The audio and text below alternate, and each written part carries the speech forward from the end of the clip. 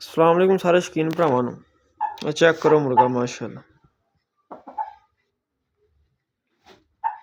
हाँ जी मान भाई क्या हाल है, ठीक हो? हाँ जी हाँ जी सब खैरियत है? तुसी सुनाओ, ठीक हो मामू जी? अल्हम्दुलिल्लाह भाईजान, ये देखिए हमारा शौक, ये हमारा शौक है जी।